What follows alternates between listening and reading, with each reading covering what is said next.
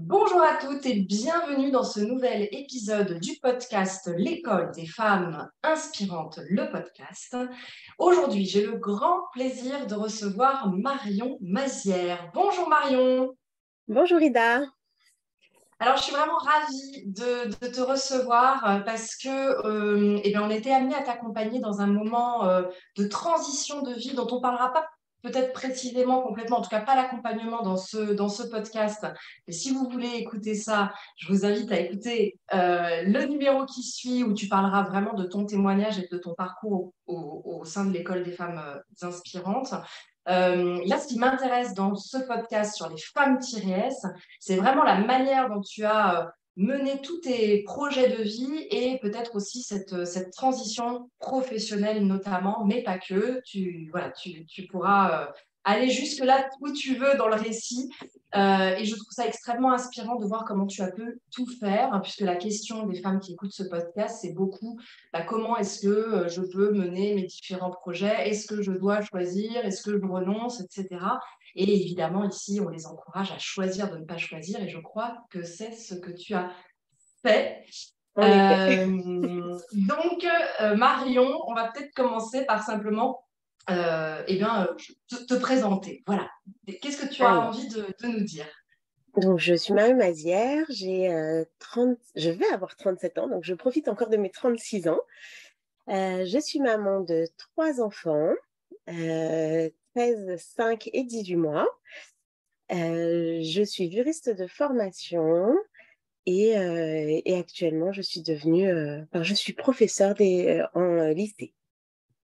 Tu es professeur au Voilà, lycée. en termes de présentation.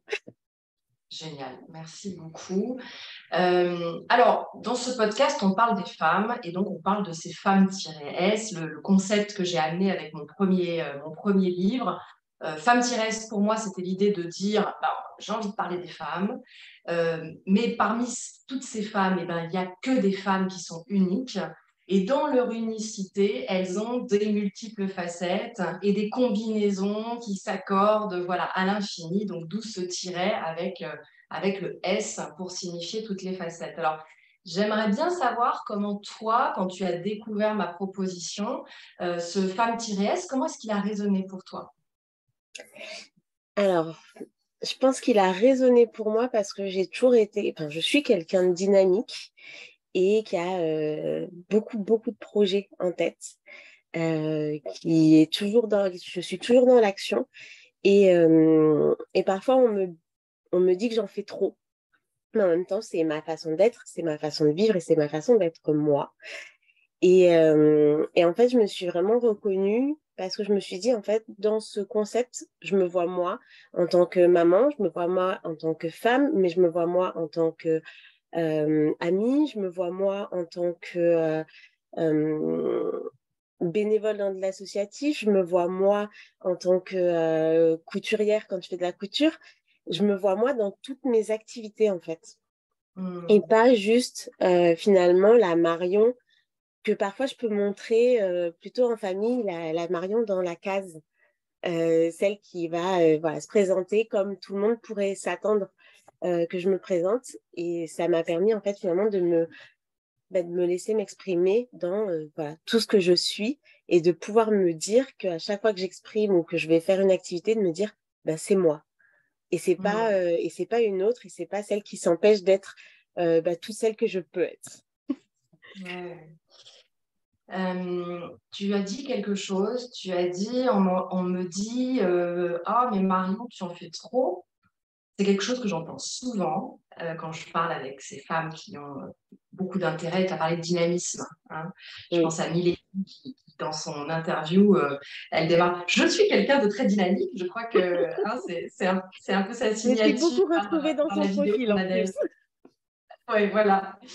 Euh, donc, ces femmes qui disent ça d'elles, je suis dynamique, reçoivent souvent, ah, mais Marion, tu en fais trop. Euh, Tu peux nous en dire un petit peu plus et comment, du coup, quand on t'a dit ça, qu'est-ce que tu te disais et qu'est-ce que tu te dis maintenant? Peut-être que ça a évolué aussi d'ailleurs.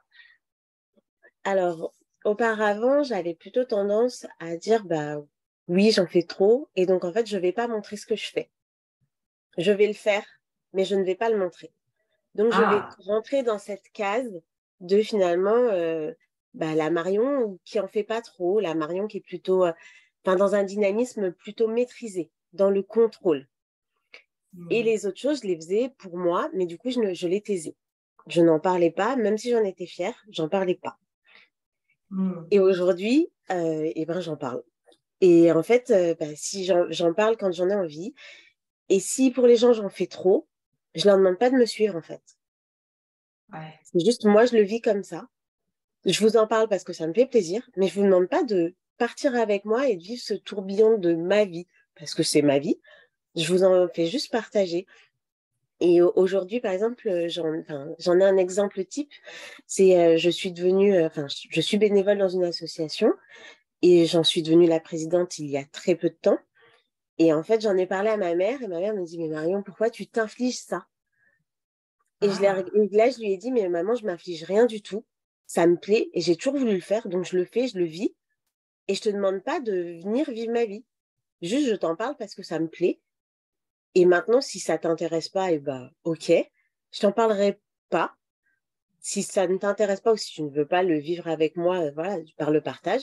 Mais par contre, moi, je ne m'empêcherai pas de le faire. hmm.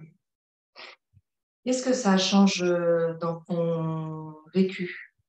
Quand avant tu cachais et maintenant tu le dis, tu ne demandes pas aux autres de faire pareil, voilà, ni même d'être d'accord avec toi. Mm. Euh, Qu'est-ce que ça a changé dans ton vécu, dans ton ressenti en faisant toutes ces choses justement?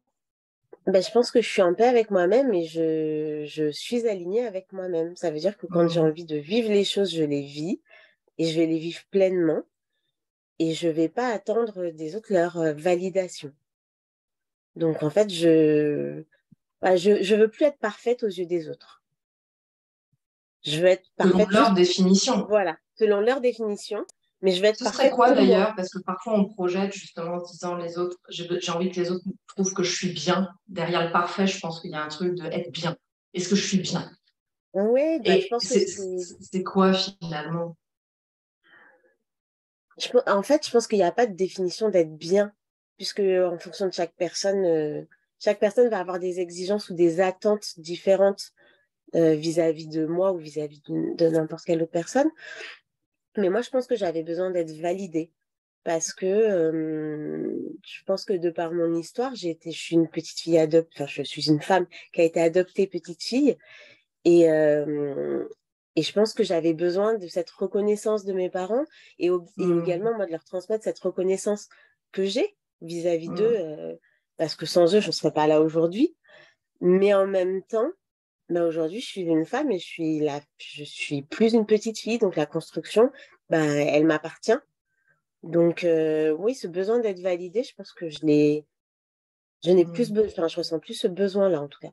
Je me valide pour moi, Ouais. intérieurement, en me disant, voilà, est-ce que je suis OK avec ça? Oui, non. Si je suis pas OK, c'est que c'est pas le moment. Si je suis OK, vas-y. Mais c'est plus le rapport à est-ce que les autres vont m'accepter, vont accepter qui je suis ou ce que je fais. Ouais. Dès lors que ça ne leur porte pas atteinte et je n'attends pas leur liberté. C'est c'est essentiel, je pense, ce que tu es en train de dire. Et pour les femmes qui nous écoutent, c'est souvent un des points centraux du travail qu'elles font sur elles, ou qu'elles ont à faire sur elles. Je reçois, mais ouais, maintenant c'est plusieurs centaines, hein, que ce soit entre les consultations, les femmes qui sont passées par l'école des femmes inspirantes, les femmes et les hommes que je pouvais accompagner quand j'étais en entreprise. Donc ces centaines, c'est peut-être même milliers, hein. Et puis toute la connaissance qu'on peut avoir sur ces sujets-là, la question de la reconnaissance. Mm, Mon patron ne me reconnaît pas, ma mère ne me reconnaît pas, mon père ne me dit pas que je suis bien. Question de la validation, de l'autorisation à être ce qu'on veut être. Il y a toujours. Alors, c'est notre posture d'enfant, en effet, hein. L'enfant, quand il monte les marches du toboggan, il jette un petit coup derrière pour voir si sa mère valide qu'il peut y aller, parce que mm. voilà. Donc, et d'ailleurs, on voit bien les attitudes des mères, hein, par rapport à ça. Tu as les mères anxieuses qui courent pour protéger. où l'enfant n'apprend pas à être dans son auto-sécurité, c'est-à-dire, ok, c'est bon, ma mère de loin me dit ça va, vas-y, mon petit, tu vois. Non, elle accourt comme si j'étais toujours en danger, quoi. T'as les mères qui enlèvent les enfants des barreaux du toboggan si elles estiment que c'est pas encore l'âge. Et puis bon, bah, t'as des mères qui sont un peu plus distantes, t'as des mères qui regardent même pas. Alors ça aussi, c'est un autre sujet. Mais voilà, on a dans l'enfance, dans le développement, ce besoin du regard et de l'étayage de l'autre. Seulement, parfois, quand tout ça, c'est pas complètement développé de manière stabilisée, on continue à avoir ça adulte. Et, c'est vraiment, ouais, c'est vraiment important que tu dis ça parce que je pense que le changement, en tout cas, c'est ce que je perçois dans l'évolution des femmes que j'accompagne, c'est de comprendre que d'abord la reconnaissance va venir de soi. Oui. Que ça va d'abord être un chemin intérieur. Et là, tu le dis comme ça, quand on le dit comme ça et qu'on a fait le chemin, ça a l'air facile. Tu vois? Oui. Je voulais la validation de ma mère. Ah bah non, finalement, bah oui, non, c'est moi qui me valide. Bon, bah ok. L'idée, mais c'est tellement compliqué de faire ce renversement, de ce chemin qui allait vers l'extérieur, de se le réapproprier en interne. C'est tellement un chemin psychologique qui peut être dur que voilà, je veux insister là-dessus pour que c'est pas l'air non plus un truc de oui, bah il y a qu'à.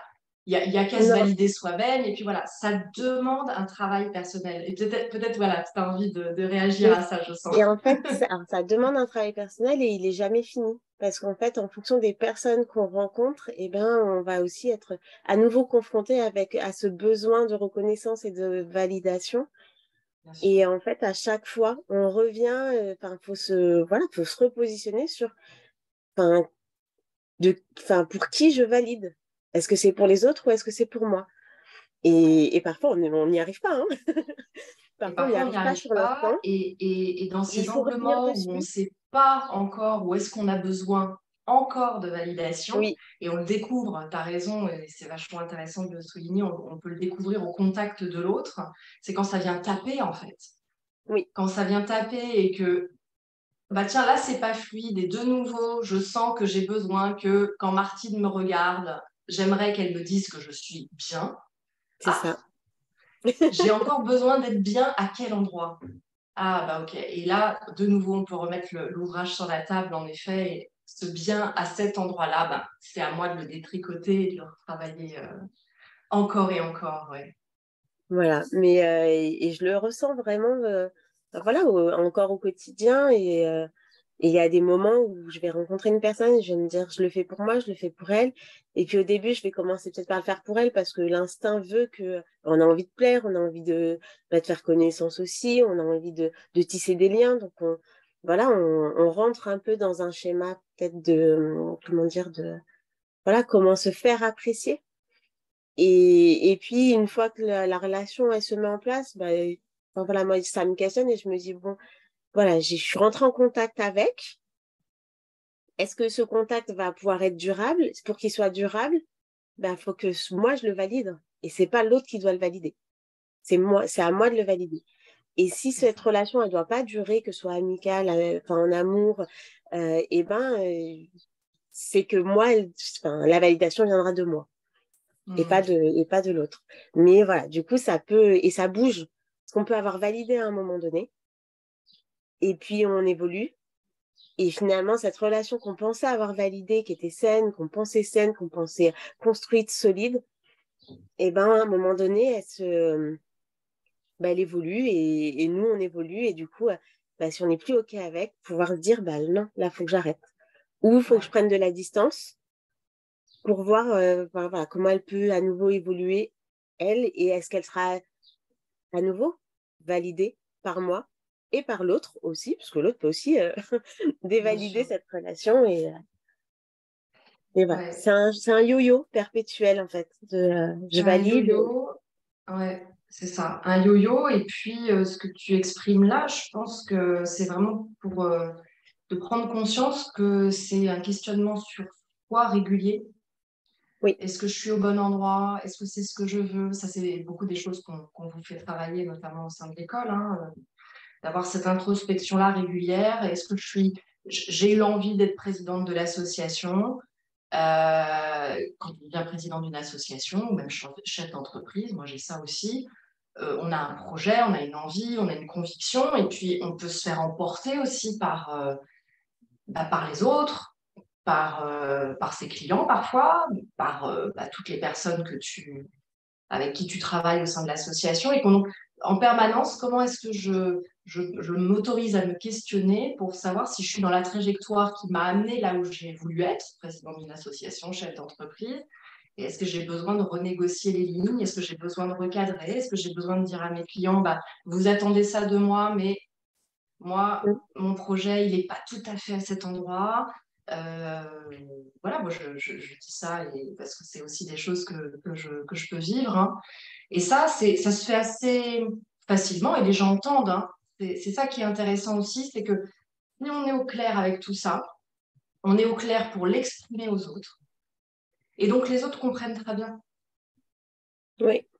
Les personnes du bureau de l'association vont très bien comprendre quand tu vas pouvoir leur exprimer. Moi, mes clients comprennent quand je leur dis, bah non, là, je vais pas y aller exactement comme ça. Voilà. Quand on est au clair, on est compris. Et ça, je pense que c'est un point qui est essentiel. Ça te parle? Oui, et parfois, ce qui est difficile aussi, enfin, de réussir à être au clair avec soi-même. Parce que voilà, il y a l'affect, il y a toujours aussi ce côté on ne veut pas décevoir, et parce que Oui, parfois on s'est engagé sur quelque chose, oui. et finalement on se rend compte qu'on n'est plus trop aligné, donc on se dit, bah oui, mais est-ce que je dois pas quand même y aller? Et en même temps, voilà, faut aussi être capable de prendre le temps de pouvoir dire, OK, on fait une pause, parce que là, moi, j'ai besoin de réfléchir, vous voulez aller là, mais c'est pas forcément ma vision. Hmm. Et peut-être qu'on peut concilier les deux, peut-être qu'on peut trouver un entre-deux, mais Complètement. voilà, faut réussir à ralentir. Et c'est vrai que Ouais, quand on est, ouais, très dynamique avec plein d'idées en tête, parfois, le bout en pause est un peu difficile à trouver, ouais. mais, mais voilà, c'est vrai que ces temps aussi enfin, de réflexion, enfin, voilà, qui, moi, dans le cadre de l'école des femmes inspirantes, m'a permis de pouvoir le trouver. En tout cas, de pouvoir Hmm. me dire, je l'ai, ce bouton pause. Et je peux Ouais, l'actionner. ouais. Et je décide quand l'actionner. Une autre idée clé là que tu es en train de dire, en effet, sur l'idée d'un moment donné, stop. Voilà, Oui, ce moment d'arrêt, alors qui est très à l'encontre de la manière dont on vit dans notre société moderne, c'est-à-dire on est beaucoup dans l'action, faire, faire, faire, faire, et que s'arrêter, c'est aussi faire quelque chose. Dans cette société du faire, faire, faire, moi, pour rassurer, en fait, je dis souvent ça, s'arrêter, c'est aussi faire quelque chose. oui, C'est une action consciente de, attends, là, ce qu'il faut que je fasse, c'est un temps d'arrêt, un temps de questionnement, un temps d'introspection, un temps de juste, on va voir ce qui se passe. J'observe. Et que ça aussi, c'est quelque chose qu'on a à mettre dans notre quotidien pour prendre les bonnes décisions. Et j'aime bien ton idée aussi de l'idée de concilier, c'est-à-dire que c'est pas parce qu'on ne va pas nécessairement répondre à ce qui est attendu pour nous que ça veut dire que ça ne va pas être fait. Ça peut mm, être fait autrement, ça peut être fait dans la conciliation, dans la discussion, dans la renégociation, ça peut être quelqu'un d'autre qui va prendre la main. On n'est pas obligé de oui. prendre tous les sacs à dos non plus.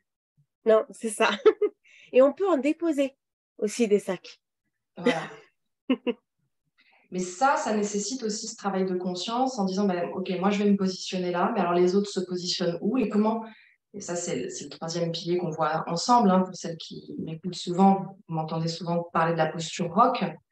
Oui, Ben, c'est comment est-ce qu'on coopère, hein, le C de rock. Une fois qu'on a fait tout ce travail, en fait, on est en mesure, du coup, de coopérer davantage les uns avec les autres. Ouais. mm, Ah, super. Alors, bon, tu fais du coup beaucoup de choses. oui. Comment tu fais? Parce que souvent, c'est ça aussi. Une des questions des femmes, c'est oui, mais moi, j'ai pas le temps. Euh, donc, voilà, je peux pas. Tu vois? Une Alors, espèce de truc bloquant comme ça. Donc, toi, comment tu fais pour faire tout ça? Alors, je pense que ma reconversion professionnelle m'a permis finalement, de me simplifier mon quotidien. Parce que, genre, je suis quelqu'un de très créatif, je suis quelqu'un qui aime transmettre. Je suis quelqu'un, j'ai besoin de me nourrir de connaissances, de savoir, de lecture. Je suis hyper curieuse. Et donc déjà, en fait, en devenant professeur en lycée, eh ben, j'ai pu remplir déjà ces 3 cases-là. Hmm. À savoir que pour créer mes cours, ben, il y a de la création. Donc, je vais travailler sur différents supports, créer des visuels, créer des textes, enfin voilà. Ensuite, sur tout ce qui est nourrir, bah, pour pouvoir transmettre, il faut que je m'alimente. Donc, du coup, j'écoute énormément de podcasts, des émissions, mais tout ça, je le fais finalement dans le cadre pour mon boulot, mais ça me nourrit dans mon quotidien. Et donc, ce qui me plaît, je l'écoute, parce que après, c'est une matière qui me passionne. Donc, j'enseigne les sciences techniques, sanitaires et sociales. Et du coup, ça me permet en fait de remplir tout ça. En préparant mes cours, eh ben, je suis créative, je me nourris et en même temps, je produis et je vais transmettre. Donc, ça me permet de gagner du temps. Après, je suis sportive, j'aime la danse. Il m'arrive de danser chez moi, souvent. Donc, avec les enfants, je mets la musique. De temps en temps, on tamise un peu la lumière et on passe ambiance soirée et on danse. Et les enfants adorent ça. Voilà, c'est un moment un peu hors du temps qui permet à chacun de trouver sa place et moi Hmm. d'évacuer. Cette année, j'ai pu reprendre la danse, mais un cours de danse. Donc, je me suis mise à la danse africaine. J'ai fait garder mes enfants. Voilà, j'ai décidé de faire garder mes enfants pour pouvoir aller à la danse sereinement. Et j'ai dû rater un cours parce que mon fils avait 42 fièvres. Donc, voilà. Je me dis Ouais, que super. voilà, exceptionnellement, et je me suis dit que j'avais été plus épanouie cette année en ayant trouvé ce nouvel équilibre. Hmm. Auparavant, je pense que euh, je faisais tout ça, mais de façon beaucoup plus par toutes petites touches. Et du coup, bah, j'avais l'impression finalement de pas être suffisamment alignée. Mon Hmm. métier me plaisait, mais du coup, j'avais un cadre institutionnel qui était très lourd, qui du coup, en termes de créativité, me bridait beaucoup. Donc, il fallait que ma créativité, je le développais en faisant de la couture. Mais la couture, ça prend du temps. Donc, du coup, j'étais toujours en train de me dire, bah oui, mais je suis frustrée parce que je peux pas faire de couture. Et en même temps, j'avais ce besoin de créer.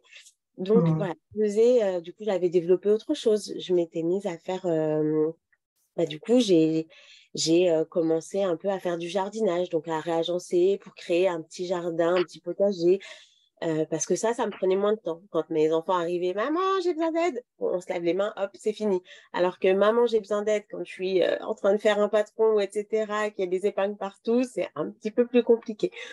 Ouais. Mais voilà, du coup, j'avais développé d'autres activités pour pouvoir me retrouver.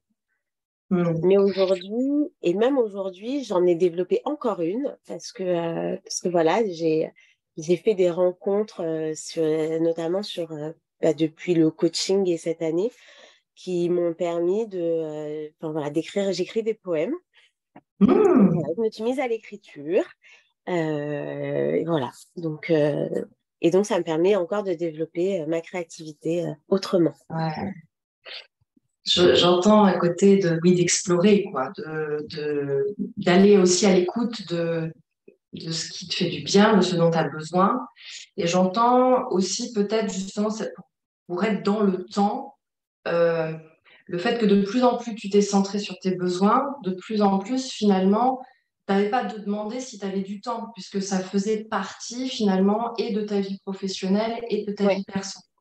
oui, Et souvent, je dis ça à des femmes qui vraiment ont une énorme difficulté à trouver du temps, c'est est-ce que la manière dont votre temps est utilisé aujourd'hui correspond à qui vous êtes et à ce dont vous avez besoin. Parce qu'en effet, si on passe 10 heures par jour complètement décalé de soi et décalé de ses besoins, ben, mathématiquement, il ne reste pas non plus beaucoup de temps pour aller se nourrir. Hein. Si on Oui. dort quand même un petit peu, bon, et si on a des On rajoute enfants, les si on enfants. a du quotidien à gérer, bah oui, en effet, il n'y a plus de temps. Il n'y Oui. a plus de temps. Et je pense que l'écueil est là, c'est qu'on est beaucoup, et moi j'ai été là-dedans aussi à un moment donné, à avoir la majorité de notre temps qui est utilisé par des choses qui ne nous inspirent pas particulièrement. Et on va quand même avoir besoin quand même de compenser ça, sauf que bah, y a plus l'espace pour pouvoir le faire.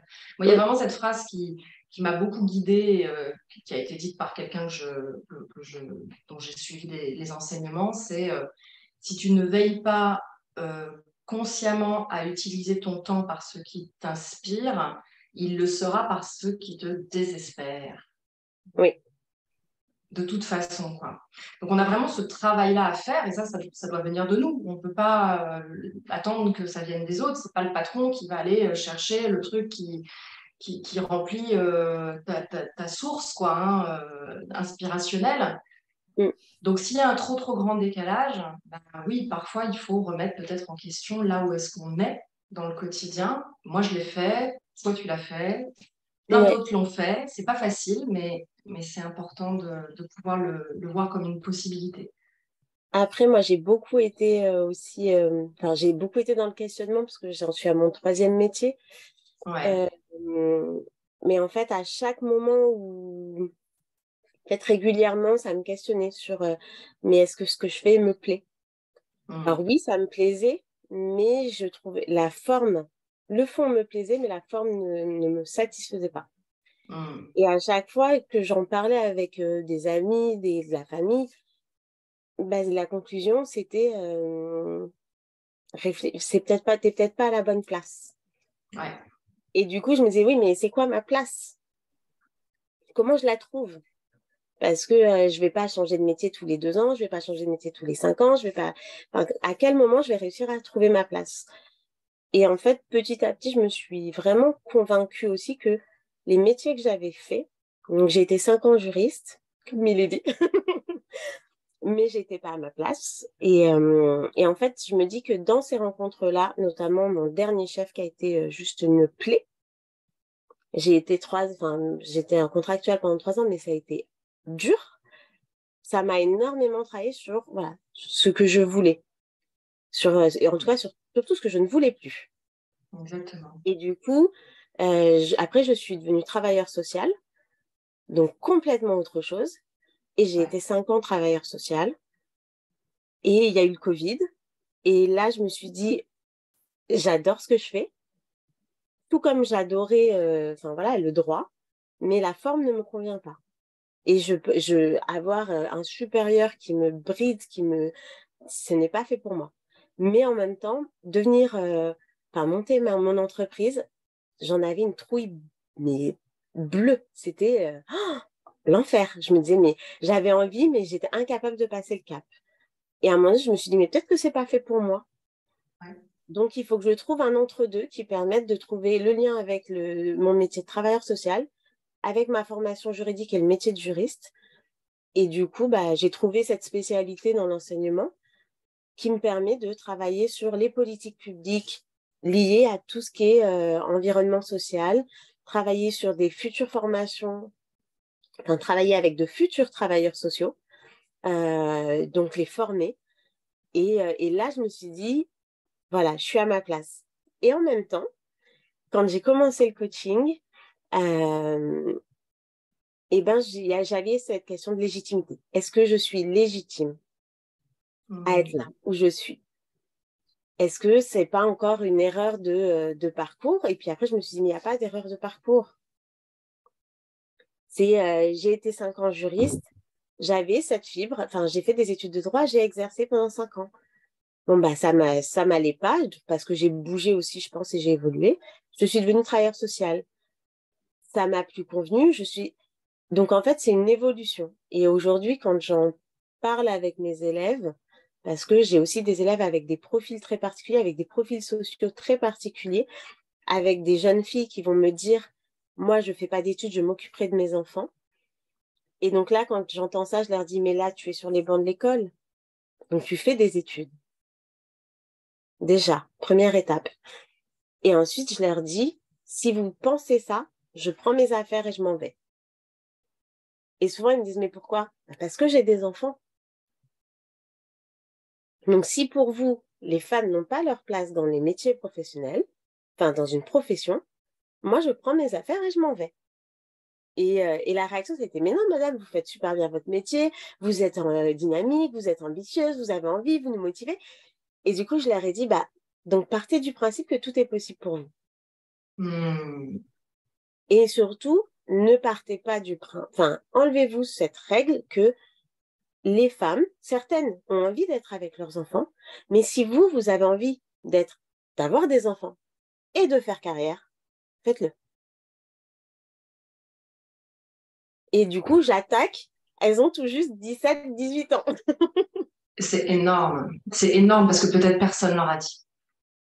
Peut-être personne Non, leur a dit jusque-là. ouais. Et c'est énorme. Évidemment, et je trouve que tu soulignes quelque chose, si elles ont envie d'être maman à la maison. Moi, je suis pas, enfin, voilà, je défends évidemment l'émancipation féminine, etc., mais sous toutes ses formes. C'est-à-dire si c'est mon souhait le plus profond et que je me sens parfaitement libre comme ça, moi, je suis, enfin voilà, j'ai aucune raison, enfin voilà, je suis très mal placée pour dire aux gens ce qu'ils ont à faire. Hein, c'est pas ça. Mm, Mais, mais il faut que ce soit ça. Parce que si c'est un repli, ce qui est le cas pour beaucoup de jeunes femmes hein, actuellement, hein, on le voit au niveau des études sociologiques, hein, il y a un repli des femmes vers le domestique parce qu'il y a une peur du monde extérieur. Alors, il y mais il y a a une une espèce de charge. fuite vers l'aspirateur, vers Mm. le thermomix et vers les couches, parce que ça, on maîtrise. Moi, je ne sais pas comment marche un thermomix, hein, il y en a qui sont. Moi non plus. Mais moi, c'est à cet endroit-là que je dis qu'est-ce que notre société, en fait, n'a pas permis aux femmes pour qu'il y ait ce besoin de sécurité à l'intérieur de la maison, dans le rôle maternel. Voilà, quelle est la sécurité qui n'est pas offerte à l'extérieur alors que aller à l'extérieur et travailler, c'est aussi s'offrir la sécurité financière d'abord. Ouais. Parce que sinon, on dépend de qui? Des allocations familiales. Bon, c'est quand même qu'on ne va pas très très loin avec 400 euros de la Ouais. CAF. De On quoi? Du dépend du conjoint. RSA? Ça Ouais, fait, ça fait et juste après, on aussi. dépend du Hein. conjoint. Voilà, je dis ça parce que j'ai beaucoup de mères célibataires Mm, parfois qui me disent ouais, moi je suis mère célibataire. Ben oui, mais voilà. Et donc, ou alors du conjoint. mm, Alors, s'il est sympa, voilà. S'il n'est pas sympa, on fait quoi? c'est ça. Donc, ouais, ça, c'est vraiment un point crucial, je pense que tu es en train de souligner ça. Et je trouve que c'est énorme de pouvoir le dire, parce qu'en effet, tout le monde n'a pas un environnement où on parle d'émancipation, où on parle de ce qui est possible. Tu as dit que tout est possible, voilà, où on dit aux enfants, tout est possible, tu peux faire ce que tu veux, en fait. Mm. Et c'est finalement assez rare. Hein. Y compris dans des milieux favorisés, hein, où on ne dit pas aux enfants fais tout ce que tu veux, hein, où on trace une route qui là peut-être est plus royale, entre guillemets, mais qui n'est pas toujours satisfaisante. Hein. Moi, je travaille aussi beaucoup avec des femmes qui sont plutôt issues de milieux bourgeois et qui ne sont pas plus heureuses parce qu'en fait, elles ne se sont jamais posé la question de qu'est-ce qu'elles veulent profondément, en fait. Et parfois, enfin, moi, je l'ai vécu, c'est que moi, enfin, mes parents m'ont toujours dit, fais ce que tu veux. Tant Hmm. que tu es heureuse, nous, ça nous va bien. C'est ça le Mais, curseur. C'est ça et aussi, c'est ça le thermomètre. oui, et en même temps, je suis issue d'une famille de scientifiques. Je suis la première à avoir ouvert la porte du bac ES. Donc, je suis la petite dernière. Donc, après, c'était plus pour mes cousins. Mais enfin, mes parents, mes frères ont fait des écoles d'ingénieurs, bac+5, voire du doctorat. Et en fait, moi, on m'a autorisé à faire ce que je voulais, mais la pression sociale que j'avais intégrée, finalement, m'a fait me dire, t'as déjà fait un pas de travers en faisant un bac ES et pas S. Il va falloir que tu ailles faire t'inscrire en classe prépa, ou en tout cas aller sur des études enfin, un bac+5. Je me suis inscrite en classe prépa, j'ai fait 6 mois et en fait, je me suis dit, non, mais en fait, là, c'est pas moi. On arrête. Hmm. Je continue la fac. parce que du coup, j'avais un double cursus. J'ai continué la fac de droit, j'ai fait toutes mes études de droit où je me suis plus dans mes études, mais à la fin, et même aujourd'hui, quand je me suis dit, mais j'ai fait des études de droit, j'ai galéré quand même un peu, et quand je suis devenue travailleuse sociale, je me suis dit, mais à quel moment je me suis pas écoutée? Parce qu'en fait, cette question d'aller faire, initialement, au tout début, je voulais faire un bac SMS. Donc, c'est le bac que j'enseigne aujourd'hui. Ouais. Donc, la boucle est bouclée. Mais je voulais faire un bac SMS. Et en fait, je me suis dit, bah non, enfin, un bac technologique, ça va pas être possible. Donc, je vais aller sur un bac général, on va faire ES. Après, je m'étais renseignée sur les formations de type BTS. Et en fait, je me suis dit, mais non, enfin, mes frères ont fait des bac plus 5, il faut que tu ailles au bac plus 5. Donc, le BTS, non, ce n'est pas possible. Donc, finalement, je me suis moi-même auto-censurée. Ouais. Parce Et qu'il en y même avait temps, ce chemin, comme tu as décrit le chemin, et Voilà. finalement, voilà, il n'y a pas d'erreur, quoi. Il Non. n'y a pas d'erreur parce qu'il y a il y a une expérience qui se fait. Tu as un bac plus 5, c'est aussi ce qui t'a permis de passer Oui. le CAPES ou le CAPET aujourd'hui. Et donc, ça n'aurait pas été possible peut-être sans, ou il aurait fallu reprendre des études. Donc, je pense que l'idée aussi du chemin et que tout est C'est parfait ça. en fait sur ce chemin, moi, enfin, ça m'évoque des choses. Tu as fait la prépa, moi j'ai fait 2 années de médecine hein, où j'ai échoué au concours, voilà, et j'ai fait 15 jours de droit. Parce que bah, la voie royale dans ma famille, c'était ou tu devenais avocat ou tu devenais médecin. Avocat ou magistrat, tu vois, j'étais d'une Mm, famille comme ça.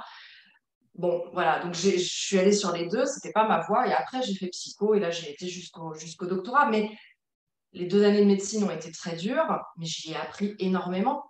Et puis, ça a validé le fait que, ouais, non, médecin, c'était vraiment pas pour moi. Ça m'a permis, parfois, c'est dans cet échec oui. qu'on valide, tu parlais de validation au tout début de notre entretien, bah, qu'on valide que non, c'est pas là. C'est vraiment pas là, en fait. Mais il faut aller s'y frotter pour le savoir. Mm. Mais voilà, moi je sais que voilà, il y a eu cette pression et alors, du coup je l'ai tenue, enfin, et c'est moi qui me l'ai soumise. Et j'y Ouais, suis allée et je pense qu'aujourd'hui je me dis que j'y suis allée parce que je ne me connaissais pas suffisamment aussi et parce que c'est trop tôt. Enfin, on nous demande de nous orienter très très tôt. Et donc on ne se connaît pas suffisamment. Et aujourd'hui je me dis, j'arrive à me connaître parce que enfin j'ai suivi un cursus qui m'a plu en soi dans les études de droit. Et après, j'en suis là aujourd'hui parce que j'ai passé des étapes à me questionner, etc. c'est ça. Mais, Et parce mais que parfois, c'est... précisément, tu es allé voir ce qui se passe. Je pense qu'il y a beaucoup, beaucoup, beaucoup de personnes que je rencontre qui n'osent pas, qui n'ont pas cette audace, tu vois, d'aller se frotter. Alors, on est toujours dans une espèce d'hésitation. Donc, le Oui. message, c'est allez-y, vous verrez bien. C'est votre chemin, ça va s'ouvrir. C'est pas votre chemin, ça va se fermer. Vous inquiétez pas.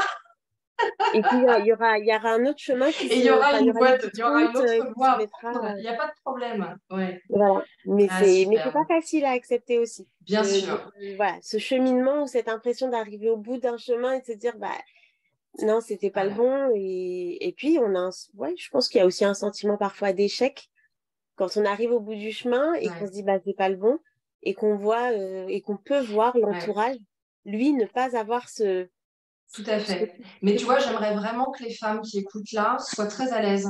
Et s'il y avait une chose qu'elles pouvaient justement commencer à transformer, tu vois, avec cette idée de l'échec, alors qui est très française, hein, on a dans cette culture où voilà, on valorise un espèce de parcours comme ça, linéaire, hein, ce qui est beaucoup moins le cas dans les cultures anglo-saxonnes, mais de régler ce compte à la question de l'échec, c'est pas des échecs, c'est des expériences. Mm. J'aime mieux l'idée d'essai, essai, apprentissage. D'ailleurs, c'est ce qu'on fait quand on fait de la gestion de projet. Les femmes qui nous écoutent sont souvent dans les entreprises. En entreprise, quand on fait du lean management ou de la méthode agile ou voilà, toutes les techniques hein, de gestion de projet, normalement, on ne parle pas, si c'est bien managé, on ne parle pas d'échec. On parle d'essai, apprentissage et on boucle et on continue et on avance et on Mm. avance et on avance. Parfois, on laisse tomber, et on prend des décisions. Hein, on ne se dit pas c'est de la merde. Si on parle avec le vocabulaire adapté, on prend des décisions, on fait des choix, on tire des enseignements Et c'est pas tout à fait la même chose que de se dire, voilà, ça c'est nul, oh, j'ai raté, oh, c'est terrible, et qui nous met dans un état émotionnel pas du tout productif finalement et créatif. On va reprendre ton terme sur la créativité parce que ça, c'est quelque chose de très important. La créativité, c'est ce qui nous permet d'être ouverts sur plein de choses. Et c'est ça qui permet, du coup, après, de trouver les voies qui s'ouvrent devant soi quand il y en a une qui se ferme. Voilà. Ouais. Bon, je regarde le timing. Un dernier message. Le dernier point qu'on voit dans cette interview, c'est le point sur la liberté des femmes. Ouais. Qu'est-ce que tu aurais envie de dire justement à tes élèves, mais peut-être aussi aux femmes peut-être un peu plus âgées qui sont dans des moments voilà, de transition de parcours, de questionnement et qui nous écoutent, un message de liberté que tu aurais envie de leur transmettre? Soyez libre d'être vous-même, en fait. Hmm. Parce que ça apporte tellement de choses, tellement de bien-être, tellement d'apaisement, que finalement, dans cette liberté, on se redécouvre, mais on a un rapport au temps qui est complètement différent. Et on n'est plus dans la course effrénée. Et ça, moi, j'adore. Magnifique. Je propose qu'on s'arrête là-dessus, sur la course effrénée qui s'arrête quand on est libre d'être soi, avec l'apaisement qui va avec. Voilà, j'ai envie de dire, mesdames, si vous écoutez cet épisode et que ça vous parle, mais qu'en même temps, on l'a compris en discutant aussi ensemble, ça nécessite du travail, ça ne se fait pas en 45 minutes d'écoute de podcast. Continuez à tirer les fils, rejoignez les personnes qui peuvent vous guider par rapport à ça, qui peuvent vous apporter des outils. Téléphonez-nous si vous souhaitez qu'on fasse le point ensemble et allez vers vous-même. Moi, il y a ce Oui. livre merveilleux de Jacques Salomé que je n'avais pas du tout compris il y a 10 ans, mais rien. J'avais lu la première page, je ne comprenais rien, je l'ai refermé en jugeant le livre, en disant non, ça, c'est nul. Ça s'appelle Le courage d'être soi. Je l'ai repris 10 ans après, au moment où j'ai fait ma formation de coach. Et là, toutes les pages étaient une merveille. Toutes les pages étaient oh, mais oui, mais oui, mais bien sûr, mais bien sûr. Donc parfois, il y a des moments, on est prêt à aller faire ce chemin-là de rencontre de soi. Donc, si vous sentez que c'est le moment, je ne peux que vous encourager à y aller. Voilà. Oui, merci, Ida. Merci énormément, Marion. À toutes, je vous souhaite de prendre soin de vous et de révéler toutes vos facettes. À très bientôt. Au revoir.